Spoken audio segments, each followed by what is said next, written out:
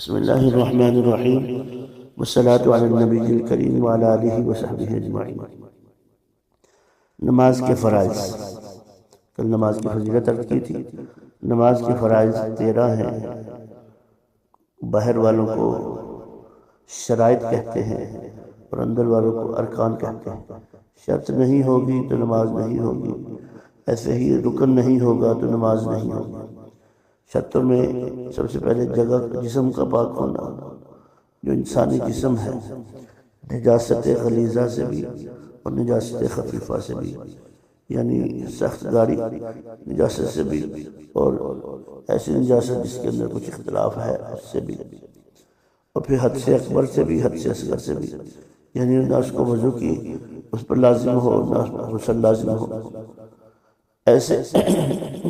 ایسی پاکی شرط ہے جس میں نہ وضو لازم ہو نہ غسل لازم ہو، اور وضو آرتی روح ٹوٹ جاتا ہے، جن میں دونوں طریقوں سے ہوا یا ہوا کی جگہ سے کسی جگہ کا نکل جانا، پیشاب پخانے کا نکل جانا، ہوا خارج ہو جانا، سو جانا۔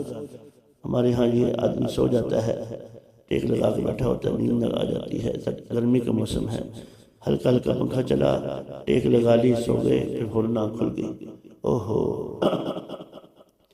اس کا وضو ٹوٹ گیا۔ نماز پڑھ رہا ہے، قربانی کر رہا ہے، یہ وضو تازہ کرنا۔ ایسے ہی بے ہوش ہو جانا، پاگل ہو جانا، منہ بھر کے کیا کر دینا، ایسے کہے کہ قابو میں نہ آئے، اس سے وضو ٹوٹ جاتا ہے۔ جسم سے کسی ناپاک چیز کا نکل جانا، ایسی جگہ بہہ جانا جس کا غسل میں یا وضو میں دھونا فرض ہے،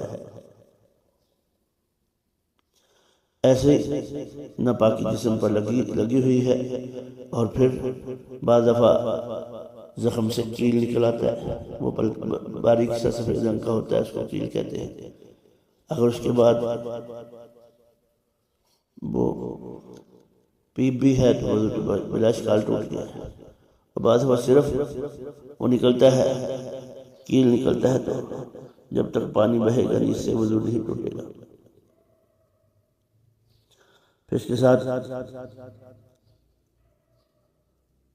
آدمی کا سکوع اور سجدے والی نماز میں کہا لگا کر ہنس پڑا، تو یہ اللہ کی عبادت ہے، اور اللہ کی عبادت کے اندر مذاق کرنا یہ ٹھیک نہیں ہے۔ ویسے تو اس پر بڑا سخت حکم ہے، لیکن اگر بھولے سے انجانے سے یا کسی اچانک سامنے بات آ گئی، کہا لگ گیا، تو اس کا وضو ٹوٹ جائے گا۔ ان تمام چیزوں سے پاک ہو کر ہی نماز میں جسم پاک ہوگا۔ اللہ علیہ وسلم۔